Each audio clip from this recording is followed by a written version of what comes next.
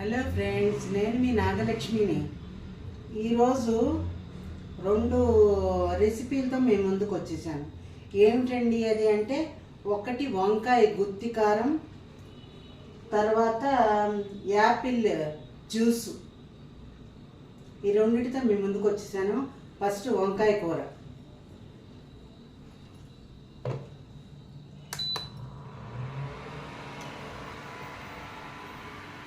వంకాయ కూర ఏం చేశానంటే, తిరగమాత వేసేసాను.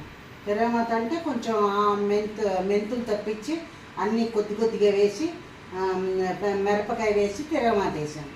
తిరగమాత వేసిన తర్వాత వంకాయలు ఉప్పులో కడిగి ఒక పక్కన పెట్టాను.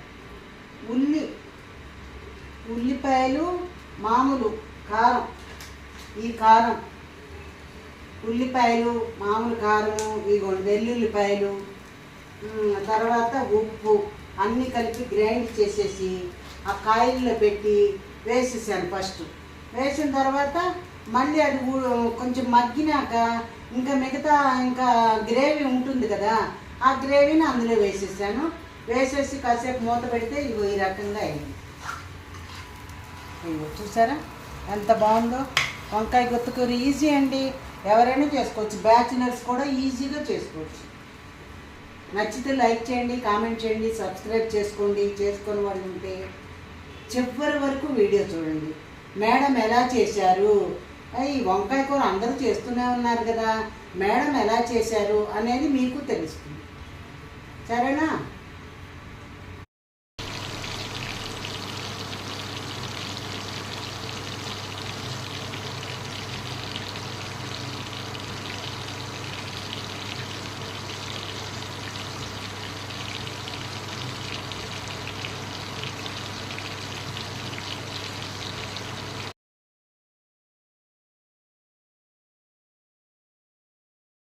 యాపిల్ జ్యూసు అప్పుడే చేయను, మీకు ఎలా చెయ్యాలో చెప్పేసి ఈవినింగ్ చేస్తాను.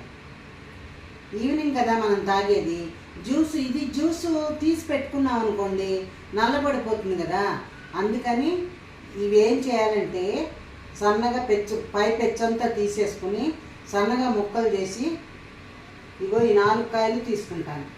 ఈ 4 కాయలు పెచ్చు తీసేసి గ్రైండర్లో వేయాలి. కొద్దిగా పాలు పోసి గ్రైండర్లో వేయాలి.